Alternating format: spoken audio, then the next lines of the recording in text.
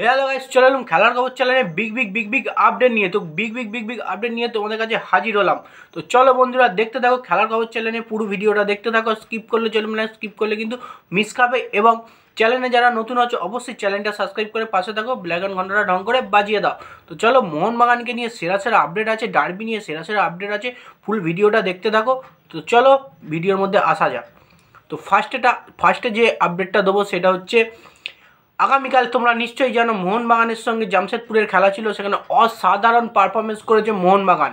তো 3-0 গোলে জামশেদপুরকে হারিয়ে দিয়েছে, পুরো ম্যাচ ডমিনেট করেছে মোহনবাগান। তো মোহনবাগানের কালকে 3টে গোল স্কোরার হয়েছে, যে দিমিত্রি পেত্রাদাস ফার্স্ট গোল করে, সেকেন্ড গোল জেসন কামিন্স, এবং লাস্ট গোল 3 নম্বর গোলটা করে আরমান্দো সাদিকু, যে নর্থ ইস্ট ম্যাচে ওড়িশা ম্যাচে অসাধারণ গোল মিস করে, সে কিন্তু আবার গোলে ফিরল।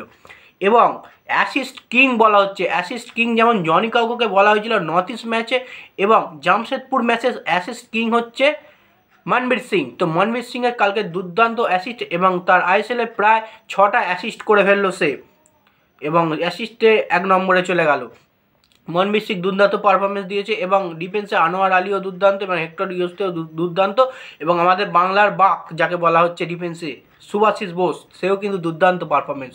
মোহনবাগান টিম কিন্তু কালকে জামশেদপুরকে 3-0 গোলে হারিয়ে দিল। এবং অ্যান্টোনিও লোপেস হাবাসকে নিয়ে যে আপডেটটা, অ্যান্টোনিও লোপেস হাবাস বলেই দিল সিল কিন্তু এবার আমরাই জিতবো, কারণ আমরা একটা কম খেলে ওড়িশার থেকে 1 পয়েন্ট কমে আছি, তাই জন্যে আমরা 1 পয়েন্ট কম কিন্তু ওড়িশাকে টপ খাবো, এবং সিলটা কিন্তু আমরাই জিতবো। তো অ্যান্টোনিও লোপেস হাবাস কিন্তু জোর কদমে জোর দমে বলে দিল, কারণ কালকে মোহনবাগান দলের পারফরমেন্সটা খুবই দুর্দান্ত ছিল, অসাধারণ ছিল। তো হাফ টাইমের প্রথম দিকে একটু জামশেদপুর ডমিনেট করছিল, তো জামশেদপুরে কিছু চান্স ছিল, সেক্ষেত্রে ড্যানিয়েল চিমাচুকু কিছু চান্স পেয়ে গেছিলো, তাও কিন্তু গোলে কনভার্ট করতে পারেনি।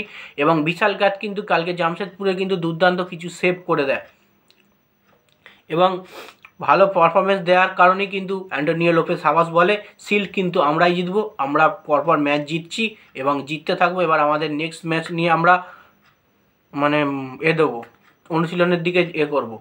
এবং লাস্ট যে আপডেটটা ডার্বি নিয়ে, আইএসএল ডার্বি বন্ধ হতে চলেছে, শুধুমাত্র পার্টি নিয়ে কিন্তু আইএসএল বন্ধ হতে চলেছে। এবং যে ব্রিগেডের ডাক ছিল তোমরা নিশ্চয়ই জানো, সেদিনকে 10ই মার্চ, এবং আজকে তোমরা জানো সল্টলেক স্টেডিয়ামটা হচ্ছে বিধাননগর থানার আন্ডারে। তো বিধাননগর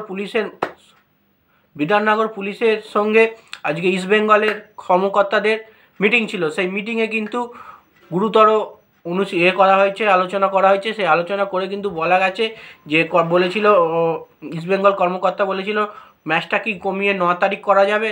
তো 9 তারিখ কোনো রকমই করা যাবে না, পুলিশ প্রশাসন বলেই দিয়েছে 9 তারিখ, কারণ 10 তারিখ যেহেতু মিটিং আছে, 9 তারিখ অনেকে আসবে আগের দিন থেকে, এবং 10 তারিখ তো অবশ্যই হবে না।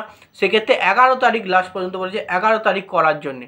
সেক্ষেত্রে এখনও জিনিসটা পুরোপুরি চেপে রয়েছে, যে আরেকবার আলোচনায় বসবে, সেই আলোচনা থেকে জানা যাবে যে 11 তারিখ ডার্বিটা হচ্ছে কি হচ্ছে না।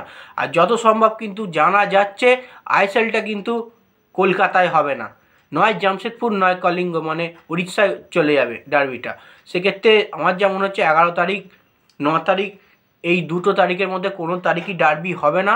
ডার্বির দিনই হবে 10 তারিখ, সেটা কিন্তু হবে কলিঙ্গতে, নাহলে জামশেদপুরে।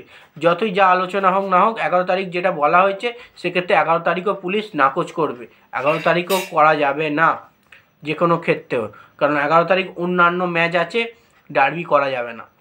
সেক্ষেত্রে দেখা যাক কী করা যায়। আর 10 তারিখই মনে হচ্ছে আমার ডার্বি হবে, ডার্বি কিন্তু উড়িষ্যা নাহলে জামশেদপুর, এই দুটো জায়গার মধ্যে একটা জায়গায় হবে, কারণ এর আগেও জামশেদপুরে উড়িষ্যাতে কিন্তু ডার্বি করা হয়েছে মোহনবাগান ইস্ট বেঙ্গল। সেক্ষেত্রে যদি ডার্বি হয় আমার মনে হচ্ছে উড়িষ্যাতেই হবে, কলিঙ্গ স্টেডিয়ামে। তো যাই হোক, আজকে ভিডিওটা এইটুকুই। ভালো লাগলে লাইক, কমেন্ট, শেয়ার, সাবস্ক্রাইব করে পাশে থাকো খেলার খবর চ্যানেলে। Bye, tata.